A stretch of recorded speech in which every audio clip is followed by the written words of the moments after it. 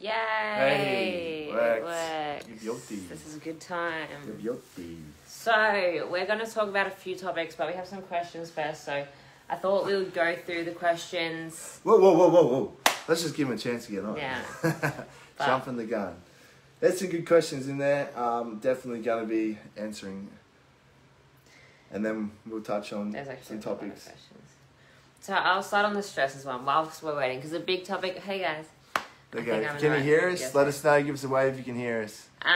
So, what was I talking about? Yep, stress. The effect of stress on We're going to results. talk about reverse dieting this session, but we're going to start with a few questions. So, stress's impact on weight other than comfort food aspect. Obviously, that's a big aspect, and that's a really good point to bring out. But that, stress, yes, it does cause... I'm going to touch on a big... It's huge. Now, depending on the individual and how much stress they... For example, Em seems to be, her body will respond a lot better to stress that she's probably used to or her body can deal with a lot more than mine. So from both of us competing, having been exposed to similar stress, you'd say, obviously each individual, how they cope with it is different. So Em responds, she's under a lot of stress a lot of the time. This is what blows me away, and her body will respond really well. When I say that, fat loss, her body will respond really well to fat loss and muscle gain. Now, for myself, when I'm quite stressed, it's a similar state to her, my body starts to not respond really well. So when you stress, cortisol, that hormone that's released, prevents you most of the time from losing fat or gaining muscle. That's how detrimental it is to both the sides. And cortisol, when raised for a period of time, for a long period of time, a lot of people have really low-lying stress, and that's completely normal in this day and age to have some level of stress. If we didn't have some level of stress, we wouldn't actually function appropriately.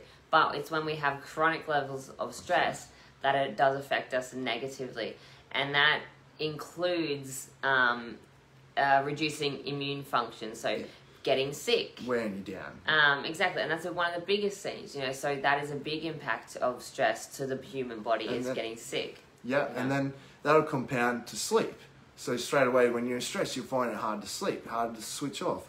Then again, when you're not getting that sleep, your immune system's not recovering, your muscles aren't recovering. So again, your body's under stress, it will not respond appropriately or to what we're trying to do. So again, everyone deals with it differently or is used to a certain amount of stress. Able to handle more than other people. That's what you said. I can handle a lot of stress and still get really good results. On the other hand, Matt, something I really have to focus on. He usually gets sick if he has a lot of stress. Or I don't get as lean as quick as them. And you can see my body, I have to push a little bit harder. So I really focus on the stress management side of things. So the question was stress's impact on weight. So it is massive for some people. For some people, they can really handle it. So in saying Depends on the level of stress, I guess. Exactly. And we also don't want to make that as an excuse, though, or something that we avoid. A lot of people just let stress compound, and they're just like, oh, I'm stressed, but I'm not actually going to do anything about it. It would have to be quite chronic stress to really impact your results. Yeah, exactly. So it's not like, your dog dies and you gain 6 kilos. It's chronic stress over a long period of time without managing it. Yeah. And that's where you go, I'm stressed, I'm going to manage it. Not I'm stressed, I'm not going to let it, not going to manage it, I'm going to get sick, I'm going to eat shit, and it's going to compound. So you have to be able to manage your stress, and that's a big thing. Even I'm really bad at it, but at least I really try, so that was, I guess, answering that question. Yeah, hopefully that answered that question. It does impact whether you're trying to do fat loss or target muscle gain.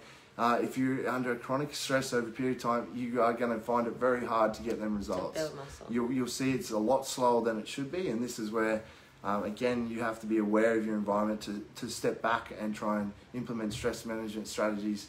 But again, as Em said, stress is quite normal in life, so it depends on the level of it, so you can't use that as an excuse as to why you may be eating shit or binging or not training or not sleeping. You start looking at those things.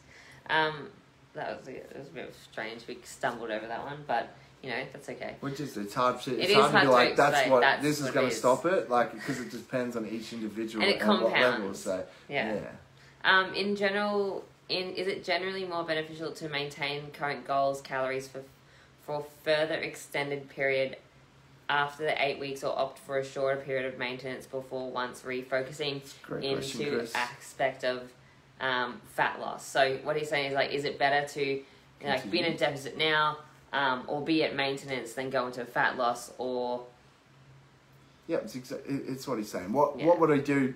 Pretty much right now, what should you do post competition, post for most of you challenge? being in a fat loss position? That's not what he's talking about. Exactly. Right? So should I keep pushing in a deficit if I'm getting good results, or should I go back to maintenance calories, spend some time there, and then from there make my move? So that's great. So it depends on how you feel. Majority of the time, I would say, and I'll see what Em says here, after the 8 weeks, my opinion, I would go back to like a diet break of some sort, whether it's 1 week or 2 weeks, back to maintenance calories.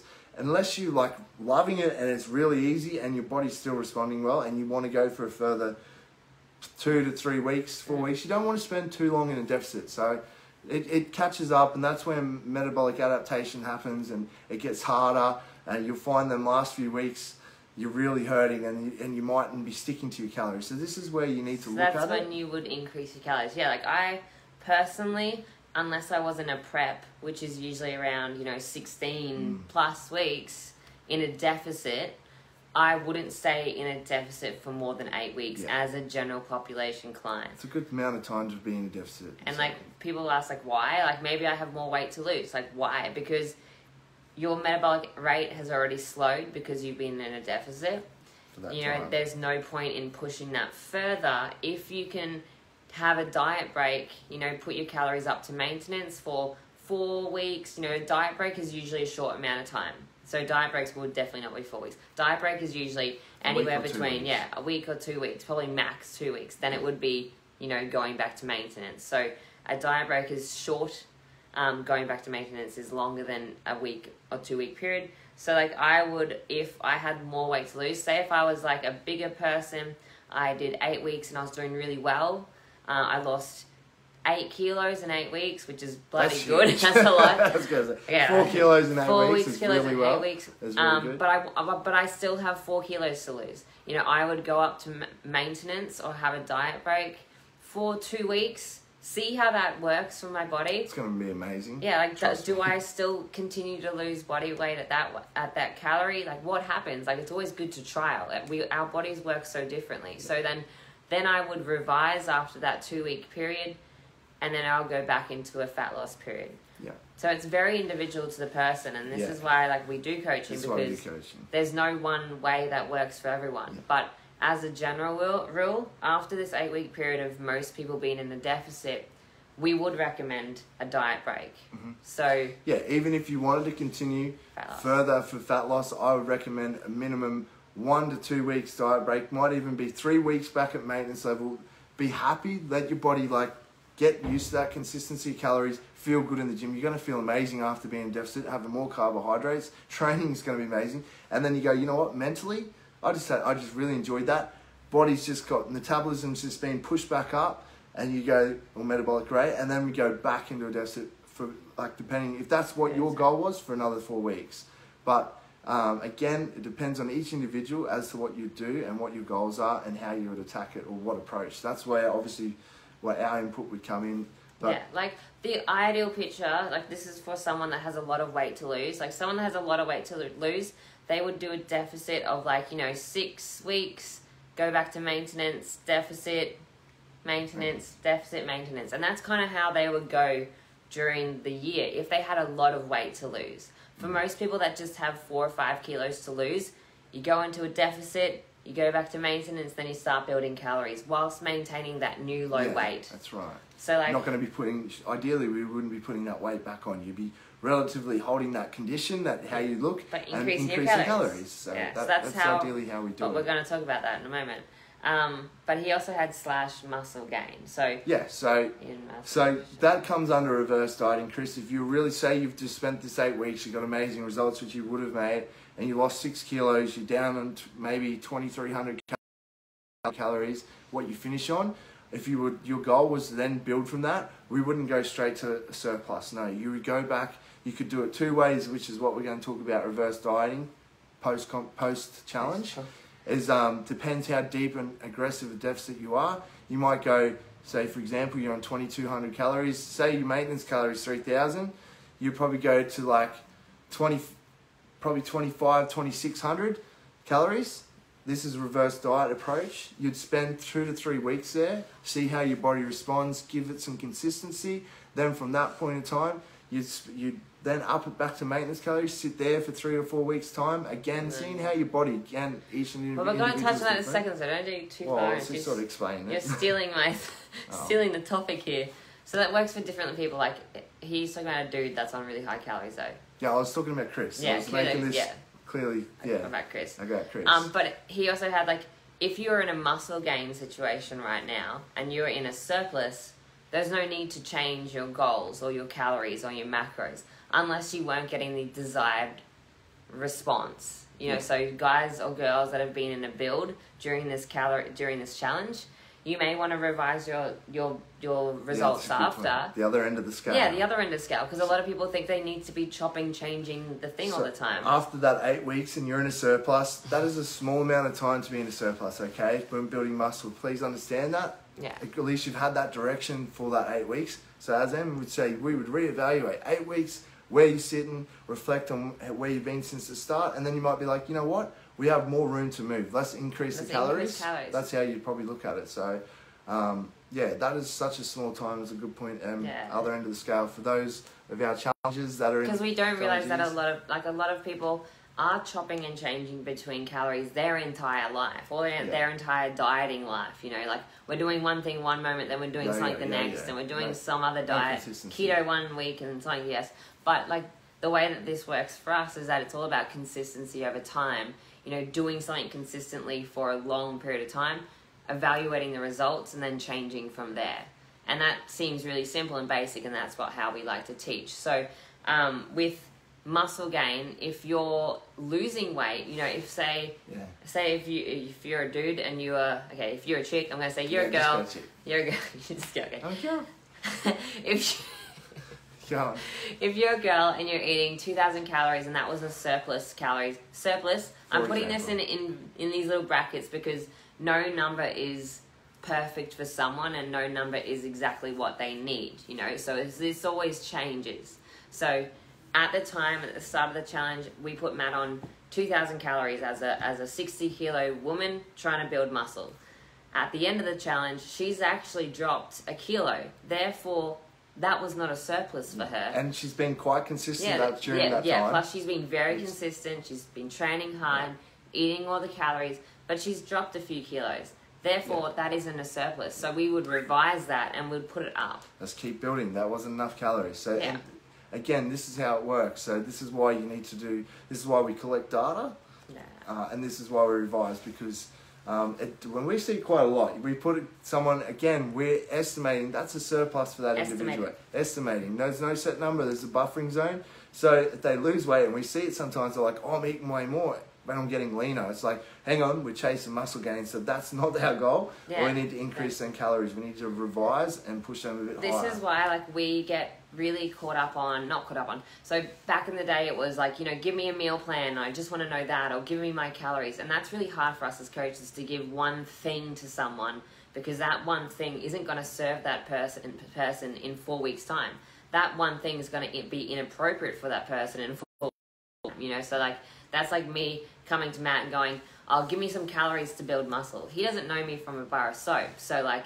I'd make a pretty good estimate, but again, without me revising or having someone check in and monitoring, who knows if it's correct. So that's why obviously. Because I could have a twin that has a lower BMR from me, like a basal metabolic rate. I could have a twin that had. He would hate that, wouldn't you? He'd have a twin that had a lower basal metabolic rate. That's her metabolic rate could be lower than mine. We get given the same calories and we respond totally different. Even though we're the same size, same, you know. Well, Em has a really, just to make it more complicated and for you guys to learn and provide more education, they're both them people, they have two different jobs. And Emily's really, her job requires her to be more active. And she's an office worker. Exactly, so calories are going to be different again. And all this is what we have to take into equation when obviously working out someone's calories. And like it goes from me being an office worker outside of ISO to going into being ISO, and me sitting down all day, you know, that changes. It's going to change. So this is all the little things. It is very individual, and that's why we do coaching. Like, we don't just like get people on board. Yeah. Like, anyone that's our full-time clients knows exactly why we do weekly check-ins, fortnightly check-ins, because we're reevaluating what we're doing and how each individual is responding. So the end question was that, is there too many variables associated with this? And it really comes down to individual. Yes, Chris, individual. Yeah. Hey, with banking of calories, if you have used some of your macros but still have some calories left, you bank them, or are they already used? I saw this one. A little bit confused, but what I'm going to just touch on. So you got your macronutrients, so your protein, your fats, your carbohydrates. The three of them make up your total calories. Now, if you have hit your macros, but there's still calories left, it wouldn't be many. Remember, total calories are king. So if we give you 1800 is your number. So yeah, you could bank them calories. So I guess it does happen sometimes. You might meet your macros as a few calories. Because it's an inaccurate, nothing is super accurate. So what we're trying to do is get as accurate as we can. So that's why we always look at calories first, then macros. Hitting your protein, then hitting your other macronutrients. I know a lot of people do just macros, but it's essentially the same. You can't have calories without macros, and you can't have macros without calories. So always be hitting that number, and it's far easier than trying to do macros all the time and be an athlete. So just to touch on that, Em's giving me 2,000 calories and my macronutrient totals. Again, this is why I say I get as close as I can to my macronutrient totals, because it's very hard to get bang on, but I'm still making sure I meet that 1,800. That 2,000, which is my total daily calories. That's the most important. I might be slightly just out on my macros, but that's the numbers important. His protein may be that I've assigned, but he's only getting 173. That's fine. Or he may be getting 182, but his calories are on point, then that's fine. So your calories are your energy in component, and that's the most important thing. Be as consistent as possible when it comes to manipulating our bodies, is knowing energy in versus energy out, and not as in calories burned, but everything else associated that. So when we always think about calories and macros and what's more important, they're both very important. They both have their place. Yeah. But what we teach and what we look for first is always calories, because we're not dealing with people that are getting on stage every day. Yeah. We're dealing with people that just want to have some flexibility in their life and have some control over what they're doing, you know. So there's a difference. When we go to compete, yes, we're really bang on with our macros. And if you want to be optimizing body composition and performance, then your macros are going to play a big part. Yeah, but if you're a busy single mom and you want to look good, and you just want to look good, and feel good, just chase calories, you know, and get your protein as close as possible. That's protein is still I did ask on the page, but could you give some advice on fat loss of doing weights early? Should I be having pre-workout meal or fasted? And does post-workout meal class as breakfast? Is there a need to have a post-workout protein shake after cardio in the afternoon? Okay, Jamie. So this is okay. It's a good question. This is we speak a lot to our full-time clients about this. So when we look at this, this again comes down to personal preference. If you're training first thing in the morning, what I do is completely different to what Emily does. So I mentally like to eat, have something in my stomach, preferably carbs and protein, or at least carbs before I go train. Okay, that's mentally for me. Em doesn't care. Em's happy to get up and she'll just go train. But what we always look at is it's not so important that in and around that training, it's your overall calories for that day. Okay, so if you don't feel like eating, it's too early for you to eat. That's fine. But from a more of a elite level, I would be like, you know what? Because I train first thing in the morning, I'll make my dinner more carbohydrate based, because the carbs from that night is going to be stored. Okay, you're not going into that training session depleted. You're going into that. There'll be glycogen stored energy from the night before's meal for you to train first in the morning. So if you're like me, I'd feel sick on an empty stomach, technically on an empty stomach when I go to train. So I'd have at least a banana or some bananas. Matt's also not training at 5 a.m. in the morning. I'm saying if I was training at 5 a.m. in the morning, that's what I would do. Something light. It wouldn't be a massive meal. It'd be just, even if it was a banana, that was what I'd do, but Em wouldn't. Yeah. So like personal preference. Doesn't care. Most, I'm going to generalize and say women will get up and will go train, and I like doing that because it gets it out of the way. We're done for the day. We can do other stuff with family, work, whatever. So it is quite easy for a lot of people to train early in the morning. If you feel better training fasted, then do that. If you feel better training with food in your belly, then do that. Just make sure it's a carbohydrate. Or if you don't have a lot of carbohydrates to spare, then you can have a protein. Yes, protein would be ideal as well. Or nothing. So post-workout, if you just worked out, protein and carbohydrates. Stay away from fats if you can help it. Jamie, that question was having a protein shake. So this goes back to an old way of thinking. I can understand where Jamie's coming from because Jamie was actually one of my first clients ever. Yeah. So this goes back to meal and it having to always be a protein shake. And do you have it after you do cardio? Because cardio is a workout still in the old terms. But no, so the only time when you really have a post-workout meal is in a post-workout picture. Yeah, but after weights, resistance, a big session, not cardio session. So why do we need post-workout meal? Like what's the reason why we need post-workout recovery. meal? So the reason I have usually, again, it's not the be-all end-all, but if I can, I would have protein. For me, for example, my post-workout meal is protein powder because it's whey protein isolate. It's absorbed quite quickly to help for recovery and create protein synthesis to repair and grow the muscle. And I have simple carbs, which is cereal, which is XO Crunch, gluten-free. If anyone watches my stories, that's what I have. It's like a treat. It's the best treat ever. And she has the same thing with some berries. So it's cereal post-workout, so it's protein and carbohydrates post-workout. It's a simple carbohydrate, it's delicious, and that's what I do post-workout. Now, if I didn't have time and I was on the run, and I just train more and I've got a hectic work schedule, I just have a protein shake, so I've got at least some protein in me, maybe protein and banana while I'm on the run to work. So then my next meal, remembering this is optimizing, remembering that the whole day, when we look at calories and your macro totals, is over a whole day.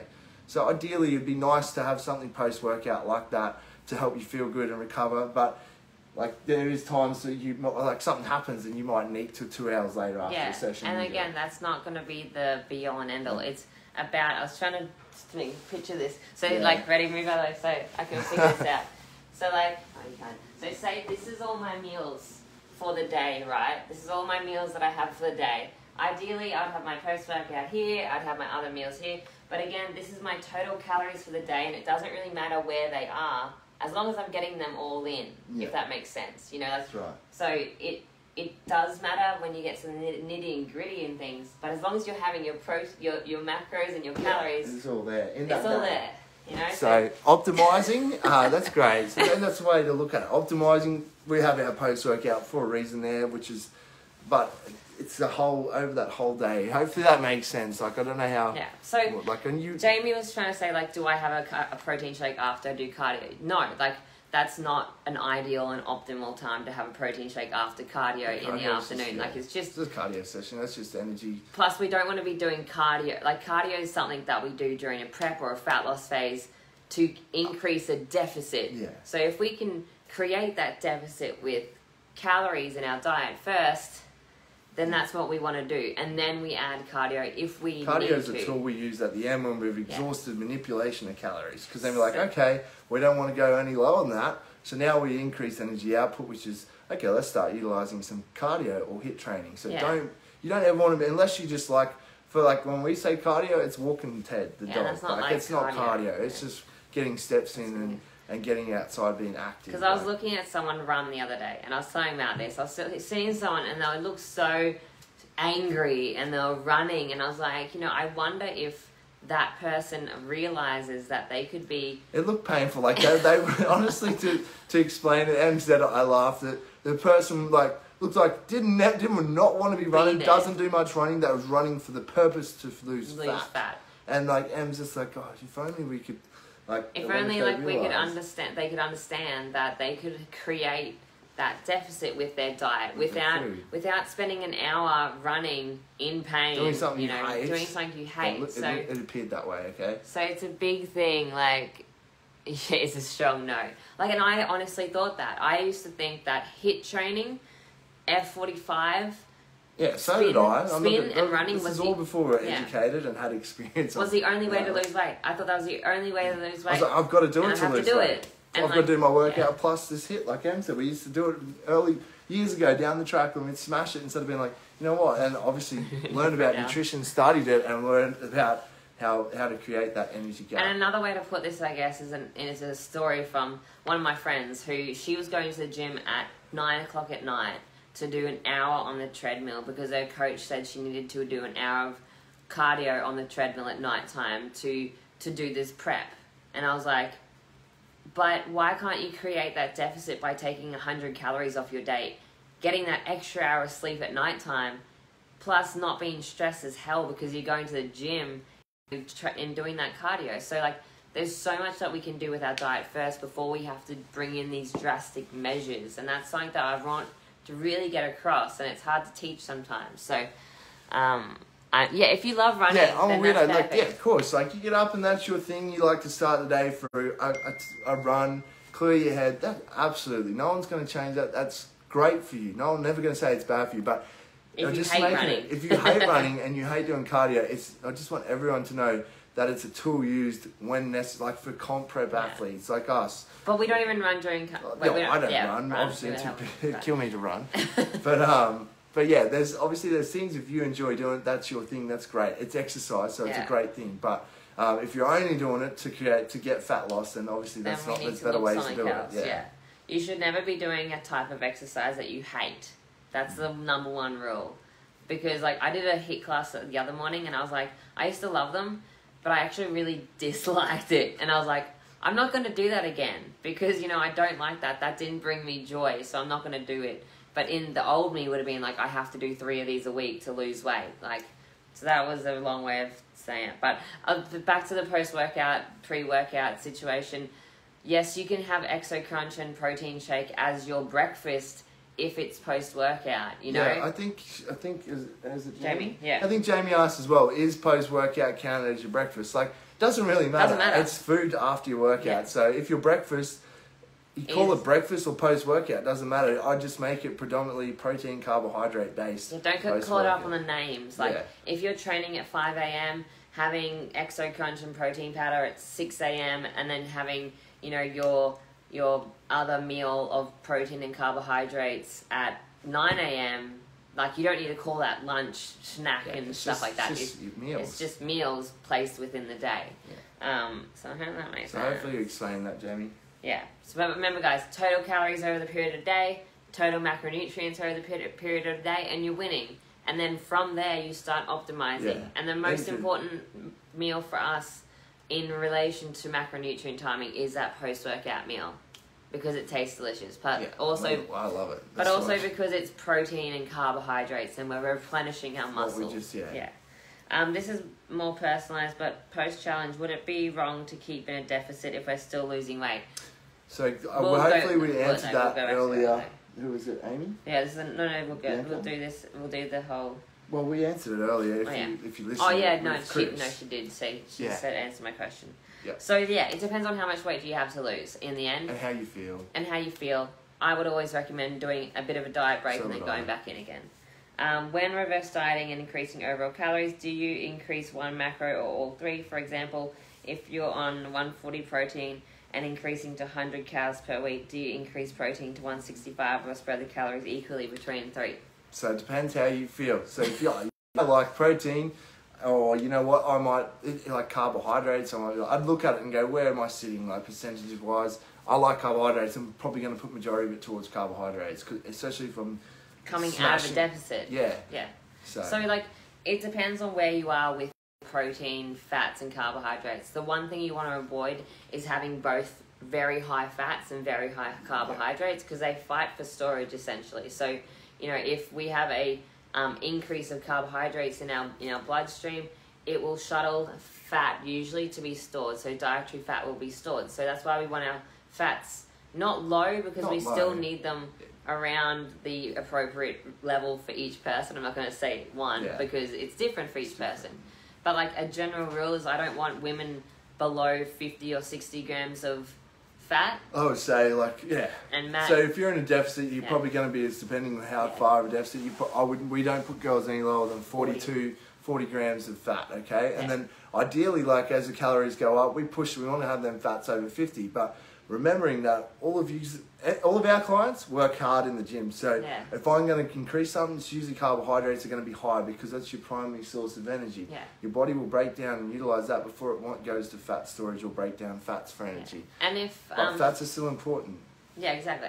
And protein, like, where does this play a part in it? So protein takes a lot of energy for our body to break down. So it actually uses calories to be digested. So this comes into the amount of calories that we actually spend in a day. Called TEF. TEF, yeah. So thermic effect of food. So it makes up majority of that. So we like personally, it's a personal preference, and people digest protein differently as well. Some people struggle to have high protein diets. I love a good high protein diet. I have my protein quite high, around like 180 plus. He has it quite high too. I have mine high as well. I like it. But again, personal preference, because I've been doing this for a while. I see how it responds to my body, and then I adjust accordingly. So, but yeah, so what I was trying to say is, like, in that situation, if you had reached your max as a woman, like 160 gram protein, and you needed to increase your calories by 200 calories, and you didn't want to go high on your protein, I'll go high on your carbohydrates if you're training hard, because if you're training hard, you need the glycogen. You're going to be utilising it. Yeah. So, hopefully that, again, like when we work out what to do macronutrient-wise, calorie-wise, it comes down to our experience. So we have a pretty good idea, and it's hard for us to sit, or like Em said right now, like we have guidelines. If you're a 60 kilo girl, I know exactly where I'm going to sit your protein, depending on what your activity's like, training-wise, where your carbohydrates are going to sit. Like, we know that, but for us to tell you that is hard. Like, depends, and then depends on other people. Yeah, it depends. Say if our client's like, you know what, I'm not a big fan on carbs and struggling, then obviously we're going to manipulate the other macros to get calories. One thing about protein though is that you really need to make sure that you're optimizing on digestion of protein, because it can be something that you eat a lot of and you piss out most of it. Like, because if we're not chewing it as food, or if our stomach isn't able to digest it, we're actually not utilizing it. So you need to make sure your stress levels are low. You need to be sleeping well. You need to take most likely some digestive enzymes with your food as well to optimize on that protein intake. Yeah, that's a good point. Like if you are eating getting a lot of protein, your protein side, do not be resorting to just protein shakes to make that up, okay? Yeah. Majority of the time you want it from edible sources, and we utilize a protein shake or post-workout, maybe 2 in the day maximum, okay? Yeah, so it's like casein, custard and a shake. Yeah, not shake, not protein shake, protein shake. Protein shake before bed. Like, you want to be getting it from lean protein sources such as meat, so chicken breast, fish, and then whether it's steak or whatever. And usually different types of ones is good, but that goes for all types of food. You want to be eating from a broad range of food. So okay, reverse dieting in a nutshell. You go. So I think Emily got up me before. I touched on it really well. So how we would look at it. So from my perspective, for me it's different. For a comp prep, okay, I'm going to talk from my personal experience. My maintenance calories are anywhere from 3,500 to 3,600. Now, depending on how long I've been in a deficit for to get comp lean, and I finished in like last year 2,100, 2,200, which is really low. Now, for me, I don't like to there's 2 ways I could approach this, and this is what our coach has told us, is I can go, Matt, suck it up because you're a bodybuilder. Let's not fuck around and reverse diet out like you normally would. Slowly to optimize body composition and stay lean and enjoy it. He's like, you're a bodybuilder. What you need to work on. You love training, you have big workouts. So he said, get back to maintenance calories straight away. Are you going to put on some body fat? Yes, I am, because I've spent so much time in deficit. I had to accept that. He's like, so we could do it that way and enjoy having more calories in, getting massive pumps, good workouts in, recovering really well, feeling awesome. Yeah, initially I feel a little bit shit because I've just had this big jump in calories after being in deficit for so long. But I'm looking at all the benefits and optimizing with my growth in between now and the next comp, or I could have spent, say I was in for 8 weeks. I could have spent 8 weeks. 8 weeks reverse dieting out, trying to maintain it. And he said, what will happen over that 8 weeks of me being back on that maintenance calories, and 8 weeks of slowly, yes, I'd feel better because I'd stay leaner for longer, but my workouts would be worse. This is how it was broken down. It made so much sense. And the time both of us, say both of myself, get back to that 8 week mark on them calories, we're going to essentially look the same, okay? So that was how, and it made a good point. So there's two different approaches. Yeah. Like, and it depends also on what body type you are. So Matt being his body type, which like he thinks he's an endo, but he's really like more of an ecto. So like more like just lean. He stays lean majority of the time, but because he tries really hard and he tracks accurately and things like that. So I'm not taking that away from him. Yeah. So let's use different people. Let's use Lauren. So Lauren, Lauren Simpson, one of our good friends. So she is an ectomorph.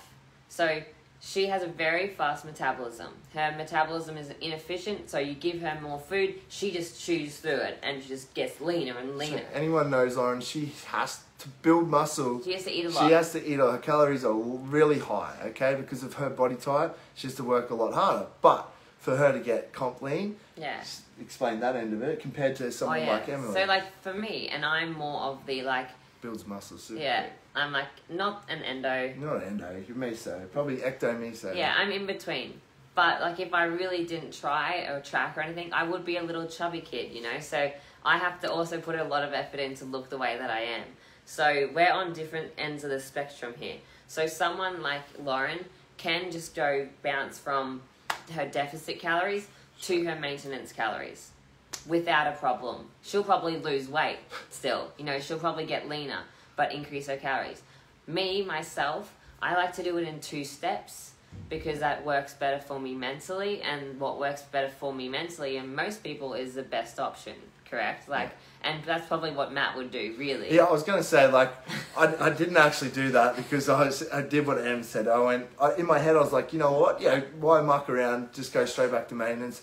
But I thought the same thing. I'll do it in a 2-step process. So this is what's going to work better for someone mentally. It was always going to work better for them physically. And that's my approach to it. So I like to do it in 2 steps. So if you guys finish your challenge on 1,500 calories, which is probably the lowest point that most of you are at. 14 would be the max, lowest calories. And my estimated maintenance at my new weight. So my old weight was 70 kilos. My new weight's 66 kilos and I'm finishing at 1,500 calories. So that my new estimated maintenance is a little bit lower than that 70 kilo version of me because I have less body weight and my BMI and everything has now changed. So then I would, if that was say 2,300, I would probably go up to halfway, 1,800, sit there for 2 weeks, monitor my morning weight for 2 weeks. Be very, very consistent with calories. It could even be 3 weeks. At least I always say minimum 2 to 3 weeks to give your body time to respond. I do it in steps. So it's like 2 weeks, revise, see what's happening. If I still, if I haven't gained any body weight at that stage, or say body weight, I will then probably increase my calories again. But if I have gained a bit of body weight, I'll just chill. There's no reason to go fast with this. Yeah. I'll just chill for another 2 weeks, wait, see how it goes, then increase again. But if you're like kind of slowly gaining body weight, that's also fine because you're always going to have that effect. Like you're never going to, like it's like us getting to comp stage lean and expecting to stay there. That's never going to happen. Never going to be able to stay that lean. So I want to stay relative, and that's what we do in our off season. Stay relatively lean, conditioned in our off season, but it's nowhere near that stage where you just can't do it. So we're still quite lean, but with the acceptance of increasing calories and trying to grow, we're still going to have to put on. And I guess like a lot of people will be like, "What is the acceptable weight gain during a reverse diet?" And it depends on the person. You know, if they're a 90-kilo woman and they lost 10 kilos, we could expect that they'd actually maintain that weight whilst we're increasing calories. Yeah, it might fluctuate. Yeah, it will always fluctuate. It'll fluctuate, like because you're increasing. Once you go to increase calories, majority of it's always going to be carbohydrates, so a bit of water weight. So it's not that you've put on fat, and you're not going to put on fat that quick. I would think over a 2 week period. So, so when you see the scales move, you wouldn't get too caught up, and that's why we'd sit there for 2 or 3 weeks, build consistency, and see what that weight actually does. And this is why the reason behind, like, with data collection with our full-time clients, we get them to do it every day in the morning for 2 or 3 weeks when they first sign up, just because we want to show them how their weight fluctuates hugely. Like, there'll be some that will be like 1 kilo one day, they've lost a kilo the next day, they've gained a kilo, but it's not a kilo of fat. It's just water weight, it's just whatever weight, it's just body weight. So, like, don't stress when your weight fluctuates, because it's always going to fluctuate. Like, I fluctuate all the time. No one stays on the same weight consistently if you ever. do that, and if you are weighing yourself, and we haven't mentioned this before, it's always best to do it at the same time and first thing in the morning, like after you go to the toilet. So we always say your fasted weight, record that. Okay, that's the best time to do it. You wouldn't change. One day you weigh yourself in the morning, next day you weigh yourself before bed. Like, it has to be at the same time. So, like, there's a lot of different variables to this. How much weight someone has lost, that will dictate the reverse diet for them. You know, if someone hasn't lost a lot of weight, then I would assume going straight back up to maintenance for them would actually be totally fine. You know, it depends on how much weight someone's lost, how lean they are, etc., etc. Yeah. So, like, the general rule of thumb for people, if I had to give out general advice to people, is the amount of time that you diet is how long you need to reverse. That's like textbook. And I'll do it in 2 steps. So I'll do, 1,500 to 1,800, sit there for 2 weeks, revise, see how I feel. If I've gained a little bit of weight, that's also fine. If I've lost weight, I would increase again. So it's always a revising thing. I want to touch on that quickly as well. Like, so the difference when we explain that, for us when we go to comp prep, there's a huge deficit. Okay, for us to be like looking like this to being on stage is huge. Yeah. So we're talking how many kilos? 4 or 6 kilos you drop down. That's like absolutely stage ready. Mine's 7 as well. So that's the difference. There's no way on everyone's calories we did for this competition. We did not push people that hard. We never would, because it's not necessary. You could pretty much a lot of you could go straight back to maintenance, because it's not a huge gap. You've got really good results off the minimum, the moderate deficit that we've put you in. Yeah. So like, that's why, like, if you guys want to come on as foundation, which a lot of you have, which is fantastic. Yeah, we've seen that. So welcome to those who are already jumping the gun, jumping on foundation. So, like, foundation allows you to have the monthly adjustments, but also the contact with us via the Facebook Lives, the group that we have within our Facebook community, and all those lovely things. So if people are coming on as foundation, what you can expect is that you'll get a revision at that first sign-on, so that you're at your first 4 weeks. We'll leave you at that calorie amount for 4 weeks, which is fantastic. That's a brilliant amount of time. Revise and then go from there. So, like, that's what you all can expect if you come on as a foundation. If you want to come out as a premium, obviously that's a lot more contact and one-on-one. So we'd be addressing that fortnightly.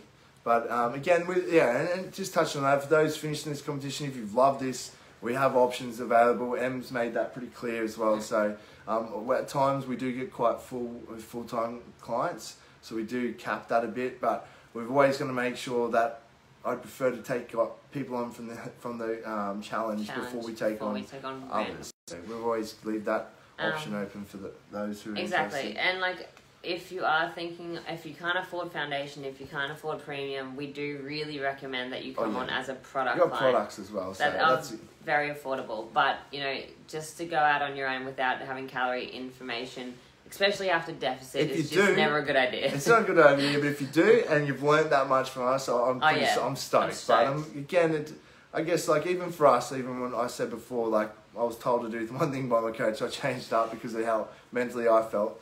But it just takes that guessing out for a lot of yous that I can say you got really good results. That's how you'd look at it. Got amazing results and you're really happy because you've put the effort in. You were committed during this challenge. You don't want to go back. You want to make sure you do it properly and it's maintainable and sustainable from this point. But I feel like we've really covered that. From the start, we didn't want it to be one of those challenges. Yeah. But yeah, reverse dieting is very individual, super individual. But okay, so I guess the reason why we do reverse diet, we already covered this, the whole fat loss thing. So if people are in a fat loss, that's when or in a deficit, that's when we reverse diet. You obviously don't reverse diet out of a surplus or out of maintenance because you don't need to. So Go on. Yeah, the reason being when we're in a deficit, so your body gets over a period of time, so it's not 1 or 2 weeks, over a period of 8 weeks, or if it was longer, your body starts to slow, your metabolic rate starts to slow down, okay? That's where we talk about metabolic adaptation. It doesn't happen that usually doesn't happen that quick, but over that 8 weeks, there is going to be a certain amount of metabolic adaptation. So you can't just, most of the time, like, depending on how big that deficit is, you wouldn't just go back to maintenance calories or above that, because you will put on weight. Initially, your body will be like, oh. I'm going to do my hand signals again. Here's your metabolic rate. Here's the deficit that we're doing. Like, the more of the deficit that we have, the more of the metabolic rate is slowing down, because it's a survival mechanism of the body to be like, I only have this amount of energy. I'm only going to use this amount of energy. I'm going to conserve as much as possible. So our metabolic rate is slowing so that we don't burn, into our ground. And then so at the end of the 8-week period, our metabolic rate was here. Now it's here. So then we have to reverse diet back up again. So if you go from here to eating what you were eating before, which will be well over maintenance calories. This is where we gain weight. This is where people have that rebound. This is what happens after an 8-week challenge when people don't listen to us. Yeah. This is the issue, and that's what we want to avoid. So that's why we do reverse dieting. Please don't go putting on that fat back on if that. But the problem is and it's more than just body fat. It's the fact that metabolic rate slowage is still there. Even if you go straight back up to 3,000 calories, that needs to be controlled, and it's not usually controlled. So then people will gain a whole heap of weight, then they'll go back into a deficit, their metabolism's still here, and it'll go back down again. So, that's what we call that yo-yo. Yeah, that's just, yo-yo dieting. Nothing's getting improved. Yo-yo dieting is like the death of someone's metabolism, and I like to put that lightly, but it's a lot of what we get, especially with women. So that's when we put someone in a maintenance period, monitor them, get them to be really accurate for a long period of time to get that metabolic rate back up. Exactly. So it's very, very important. And that's what this industry of dieting has really done to a lot of people, including myself. Like, it took me 6 months to get back on track after yo-yo dieting for a very long time in my life. So, I've been in this position. And even post-comp, it's the same thing. Yeah, it takes time for us being back on maintenance calories before I go to push into a surplus. Because of that reason, I want to get my metabolic rate back up and be utilising all the food I'm taking in before I go pushing calories high straight into the surplus to build muscle. Yeah. So hopefully that makes sense. It does. It's a lot of It's a lot of info to try and get out as well. Yeah. And we'd love to have diagrams and whiteboard out. I love my whiteboard out here. But yeah, so we'll cap it there. If you guys have any more questions, I guess we'll stay on for 2 seconds longer. Oh God, I got rid of it. If you have any more questions, but in conclusion, our macronutrient timing isn't as important as total calories within the day. Then from there, that's when we start looking at macronutrient timing. That's obviously all stuff that we do education-wise within our other courses, but don't stress about this whole dieting thing so much. Just nail daily calories. Again, so many people overcomplicate the process and doesn't need to be to get the results. So and would love your feedback on this one as well. We have one more live next week. Yeah, one more week. That's it. You're almost there. Please, everyone that tunes in is obviously doing a really good job. And we know it's always the same people. So finish strong, okay? It's been an amazing challenge, and I can't wait, because at the halfway mark we saw some amazing results. So I can't wait to see. Just to touch on what we're doing, so every time we change the pricing structure of this, because we get halfway through and we realize the different needs of people and the different groups of people, because it's really impossible for us to be like, that person's had the best transformation. Exactly. And it's not always, as we said from the get-go, it's not the person's lost the most in our way, because that's not always fair. It's about, there's a lot of factors, and Em made that very clear from the start. So how to pick a winner or a couple winners, which is, we're more leaning towards a couple of winners. So we're doing 2 winners, lifestyle change and physical change. And physical change doesn't have to be weight loss. Physical change could be, they've increased their calories and they've put on lean muscle mass. It's going to be very up to us as who has made these changes and who will win. So it's going to be split into these 2 factors, because we don't want someone thinking that they've failed, but you know, in fact, they've learned how to track. Yeah, they've been tracking consistently. You know, so this is a big thing. We want to reward people on a lifestyle change rather than just a physical change. So this is why we've had to change it again. Sorry. But yeah, so what the submission's going to be is we will get you to do your final submission next week, during the week. This can be your before and after photo. Yeah. And then a little bit of a spiel. Yeah, put it like general feedback. Yeah. Look, if something sucked, please tell us, and I'll value it. The final submission of the photos. A spiel about spiel as well? At the end, like a little bit of a spiel about what's changed for them, what you've learned, you know, what you've been doing, what you've enjoyed, and then general feedback. So this can be either submitted to. We'll give you an email to submit it to, or you can even post it straight onto the Facebook group. Yeah, I love it when we did that last time, and a lot of people, heaps of people put it into the Facebook group. I love that. Because not only like it's there for us to all collect it all, but everyone within the community can see each other and share your results with each other. Yeah. Obviously, if you don't want to share it, then always please let us know, but still send it to us or let us know, because we still love seeing someone's progress.